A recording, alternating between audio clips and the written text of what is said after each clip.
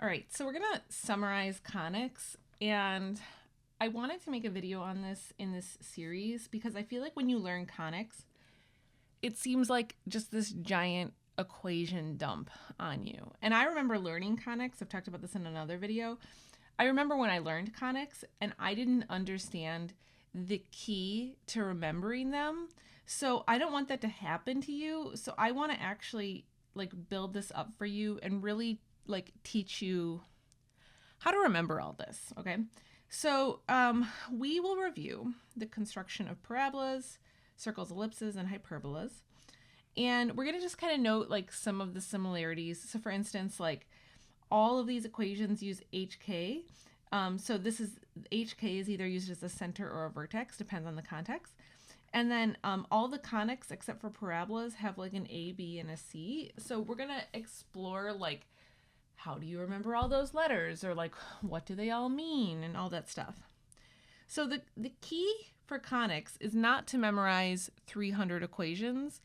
It is to understand how to construct these things. So for this video, I really didn't prepare in advance. Like I want to show you how I think through this so that you can try to mimic that process. Because like I said, I say this all the time, I have the memory of a hamster. I'm not joking. Hamster might have a better memory. So if I know the construction, then I can figure it out. And that's kind of where I want you to be. So to really learn this, I'm going to show you like how to build this up. And then at a later point, maybe like tomorrow, you should see if you can reconstruct all this argument by yourself. And if you can't, then just redo the whole process on another day. So you can kind of figure this all out, but you've got to take your time. And I always say math is not a spectator sport. With something like this, like it's just like a matter of putting in the time to understand all the pieces. That's really it. So sometimes it can just take a little longer for your brain to kind of get everything, but that's okay. So what I want to start with first is just like I didn't put this in the notes or anything, but I thought it would be fun to show you a set of equations and just see off the top of your head, do you know which ones these are? So is this the equation of a parabola or an ellipse or a hyperbola or a circle or what? So let's start with the first one. What do you say? So this one is a parabola. So you can tell, one, it's got the P in it, but more importantly, the thing that to me stands out as a parabola is that only one of the letters or variables is squared. So the x is squared, the y is not. So when you have just one of the variables is squared, that means it's a parabola. What about this one? Take a look at it. So right away, I know that this is an ellipse. I know it's an ellipse because it's got the plus sign in between. That's the key for an ellipse. And it also is going to be one that is wider along the x-axis because the A is under the x. So this is an ellipse and it's got the plus sign here. What about this one? What is this? This is going to be also a parabola, same reasoning as above. Okay, what about this one? This one's going to be a hyperbola. How do you know? It has the minus sign. So plus sign means ellipse, minus sign means hyperbola. I also like visually kind of remember this. Like I think of this as like two pieces being joined together to make that ellipse versus the minus sign. Like in my head visually, what I say is that those are two pieces then that are that are different, right? So a subtraction sign is a difference. So these are going to be two pieces that are different from one another. That's like visually how I kind of think of the minus sign. And then this last one is also an ellipse. Okay, so that was just a little quiz just to kind of orient us before we get too far into this, because you have to look at one of these equations and know right away what type of graph you're looking at. Okay, so for parabolas, so just to review the equations one more time. So these are the two equations for a parabola. And what I suggest is that you take the time in this video, whether you have my guided notes or not, which by the way, my guided notes are free at divideandconquermath.com. What I would recommend is that you make a giant sheet where you summarize all this information so that your brain can see it all kind of in one place and you can have it all sitting out in front of you. That's a really good study technique. So these are the two equations for a parabola. So, okay, let's just recall some of the parts. So what is HK in this case? So parabolas don't have centers. They just have vertexes. That's like the key point. So this is the vertex. So the HK is kind of the point that everything gets counted out from. And in the context of a parabola, that would be the vertex. Now, what's the P? The P, this is the distance from the vertex to either the focus or the directrix. And really it's absolute value of P that makes that distance. Okay, so a couple other things. When we have x squared, which way does the parabola open? This is going to be a parabola that opens up or down. While if the y is the part that's being squared, this is going to be a parabola that opens left or right. Okay, so now I want to talk about the construction of this. So let's go ahead and let's draw two of these like theoretical parabolas from scratch. And I want to do this using these equations. So actually, let me bring these equations back. Okay, so I've got the two equations at least listed here. So I can just sketch a graph in each situation. And this is the exercise I think that's super important for you because then you don't have to remember all the other formulas. Okay, so we're going to draw just a random parabola. I'm going to make up a point. Let's pretend this is my HK. So I'll just draw two different HKs. Let's do one. How about here? Okay. So this is my vertex. So this is where the parabola needs to go through. So the big thing with constructing a parabola is then what do you do with the P? So the P gives you a distance. So let's say that this is going to be a parabola that opens down. So if this opens down, then P is going to be negative, okay? So P is going to be negative, and let's say that from here to here, here's my focus. So what is this distance from here to here? This is the distance P. This is that absolute value of P. And then what else can I say? So from here to here, here's my other absolute value of P. And what is that going to give me? That's going to give me the directrix. So the parabola always opens around the focus and away from the directrix. So just a sample parabola then would look something like this. So this is kind of what I mean. Like I want you to draw what these pictures look like, but just using the letters in these equations. So maybe you want to pause for a second and you just try to do this on your own for this scenario and then hit play when you're ready. Let's pretend that, I don't know, you can choose if you want P to be positive or negative. All right, so I think I'm going to draw this for, let's just say this opens left. I'll say P is negative again. So if it were positive, then it would just open in the other direction. Okay, so let's say then, if that's the case, then for this situation, this will be my focus. And from here to here, here's my P, okay? And then from here to here, this would be my directrix. And so my parabola would look something like that. Now the only other thing that you can get asked with this could be the axis of symmetry. So the axis of symmetry always cuts your parabola perfectly in half. So this would be my axis of symmetry. And then you can just figure out the equation from that from your picture. So I can do a lot more if I know the construction of this, and I can just read off these points. So if I'm asked to find the focus, like we have an equation for that, but I don't need to use that. I can just draw the picture and then figure it out. And so that's what I want you to do. So next, let's move on to ellipses and circles. So these are the two equations. So in general, so for ellipses, actually, let's just note this. So for circles, a squared is going to equal b squared. So that's what makes a circle a circle. You just have the same number under these fractions. For ellipses, though, what's important is where the a is. A is always greater than b. So in this case, so first of all, what is my HK? So in this case, my HK is the center. And then what does the A represent? A is the,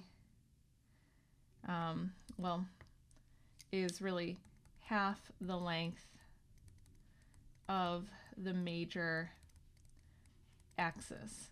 And so B will be the length of the minor axis. So wherever that A is, that's going to be the longer side of your ellipse. That's kind of the important thing to remember. Now, whether you actually remember that or not isn't like super important in some ways. Like it just kind of, it will work out like that. But this is the direction that you're going to count from the center. So let's go ahead and draw a construction now of like how do all these pieces work together. Okay, so for this equation, so if I start setting up my graph, and I'm gonna give myself a little space underneath for some other details. I'll just randomly set an HK here. Here's my HK. This is my center. Now from the center, how do we interpret this A? The A, this needs to be the bigger of the two numbers, so I need to count out A units in each direction in the x direction. So let's say that I count this way for A and this way for A. Okay, so what do we call this part here? This is what's known as our major axis. And then what do we call these points here?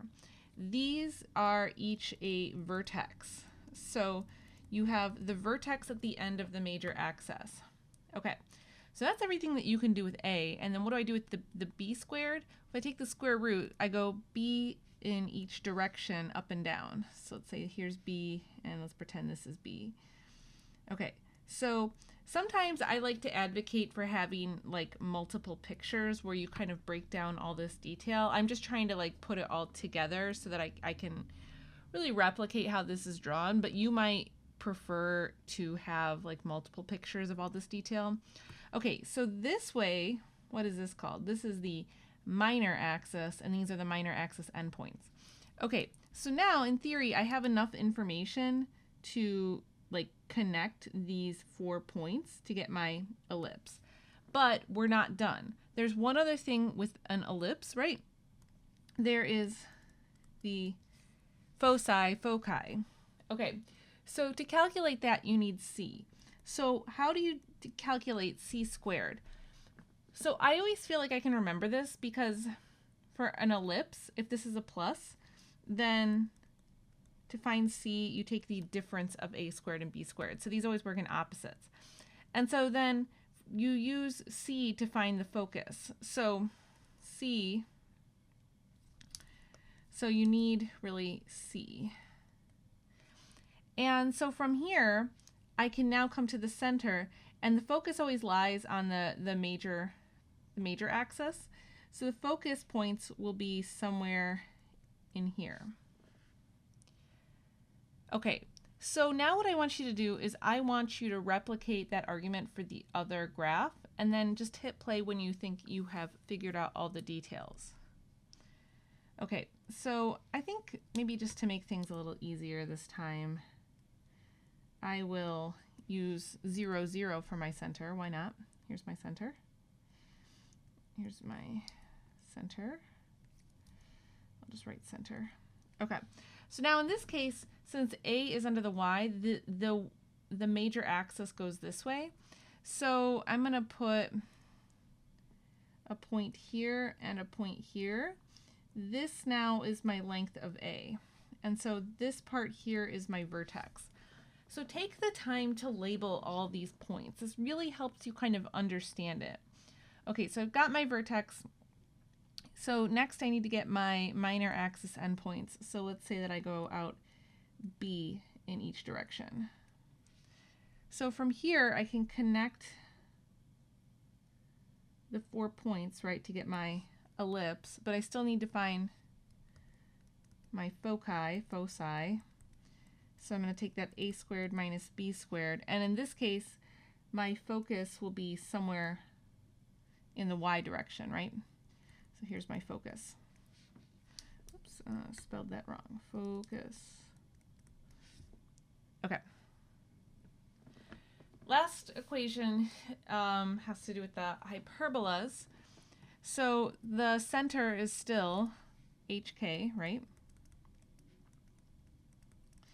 Now, as far as like which way this opens, how do you know if the hyperbola are going to go open up or down or left and right? It's all about which letter comes first. And then also you know it's a hyperbola because, again, you've got the minus sign here, right? So, okay.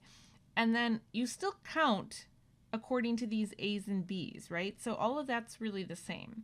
So I think we should just jump right into the graph and just start kind of labeling this. So let's do it. All right, so just to change it up, I think I'll start with this side, and then I'll leave this side to you. Okay, so I'm just going to draw something random again. Okay, so my HK in this case, that's my center, right? So let's pretend this is my HK. Okay, so for a hyperbola, so now in this case, so I count in the y direction out A each way. So this is, let's say this is A each way. Now this side here, this is known as my transverse axis. I'm just going to write trans-axis there, but that's transverse axis, this whole direction, okay? So the transverse axis always goes with whichever way your hyperbola are opening. So you count A in this direction, and then you also want to count B in the x direction. So I'm going to count out from the center. So these are all just made up numbers, right? So here's my B in each direction. Now what do I do with that? From there, I create a box, and this is going to help me get to my asymptotes.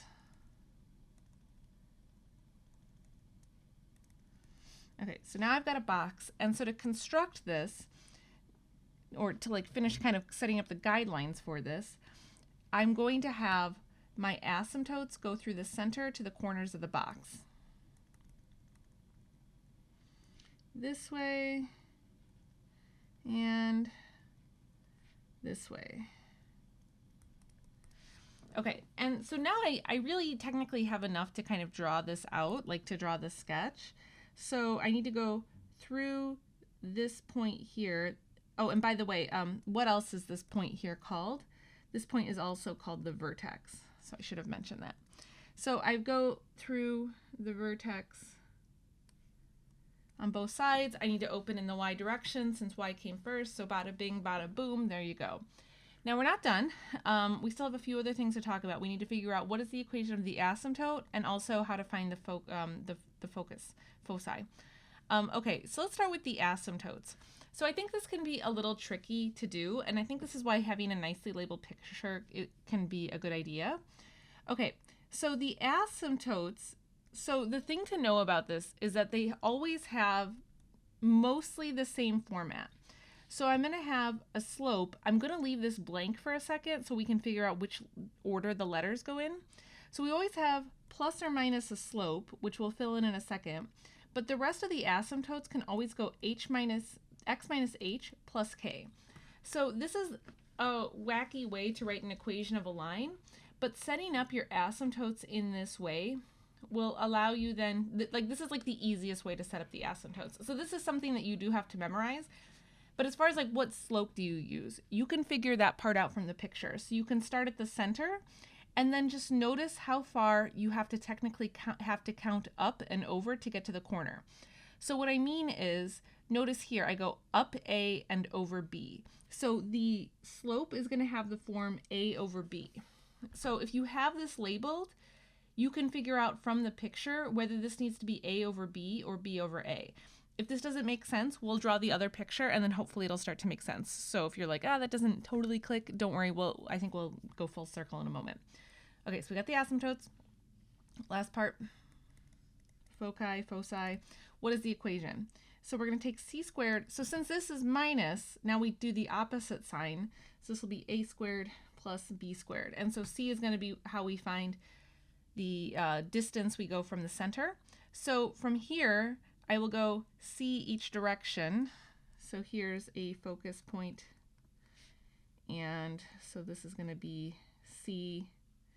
And then from here to here, we'll say that this is also a distance of c. And here's my other focus. Okay, so hopefully you've drawn a really nice large picture. So again, like if you don't have all this detail, or if you've got it like super bunched together, to get your brain to like take all this in, you might want to draw bigger, clearer pictures with lots of colors. Like, don't be afraid to like really push out the detail and to draw large pictures with this. Highlighters, different colored pens, crayons, whatever you want to do with them. Okay, so I drew this side. I think you should now try to repeat this argument by yourself on this side and then hit play when you're ready, and I'll go through it one more time with you. Okay, so I'm gonna have my graph, and I don't know, let's say I'm gonna put this for my HK. Doesn't really matter where I choose. Okay, so from here now in the X direction, I'm gonna go out, let's see, I guess I'll stay consistent with my color scheme. I'll go out A in each direction. So this is gonna be my transverse axis. This is a vertex, and this is a vertex. Okay, that's one way. And then I go B in the Y direction. So this is B. And from here, I can construct a little box that's going to give me the guidelines that I need for my asymptotes. Since we're talking about asymptotes, I think this is a good time to talk about what is the equation of the asymptotes, just to kind of round out that point I was making earlier. So here's my asymptote. Okay, so like I said, the asymptote is always going to have this plus or minus. We have to figure out what the slope is, but the rest of this equation is always going to be x minus h plus k. So I just have to figure out what is the form of the slope. And I think this used to really kind of throw me off because like, oh, do I choose A over B or B over A? Oh, I got to memorize this. No, you don't. You can still use a picture from this. Okay, so look, I start from the center. So now if I go up, in this situation, how far am I going up? In this situation, I'm going up B. This is why having a nice labeled picture helps. So I go up B, and then to get to this corner, I go over A. So for this slope, it's B over A. Versus when we were counting over here, it was up A over B. That's why having the labels really help, and then you can figure it out from there. So you just have to remember the rest of it as x minus h plus k. So that helps me breathe a sigh of relief. Hopefully that helps you a little too. And now I have all the things I need to construct this. So remember, I need to open in the x direction. So I'll go like this, and I'll go like this. And then the last part is I need my focus points, foci. So I use that equation. So I'm going to have like a c direction from out here to get to each focus. Okay, so this whole exercise, I would do this again where you force yourself to write out all the equations totally from memory and then draw all these sketches. And if you have to use like one sheet of paper per sketch so that you can clearly see all that detail, don't be afraid to do that. If that's how you're gonna like really understand this, like you really want to get your hands dirty with the construction and spend the time, because then you can figure out everything else from the picture versus having to memorize those like 80 equations that I showed you. So I don't want you to memorize equations because that, like, life is too short to memorize that many terrible equations, all right? Like, we can at least work on the construction and just kind of reading off the graph. So hopefully you found this to be a helpful exercise. So if you found it helpful, consider giving this video a like or a comment or subscribing to the channel. And okay, so I will catch you guys in the next video. We're going to continue to summarize stuff about conic sections.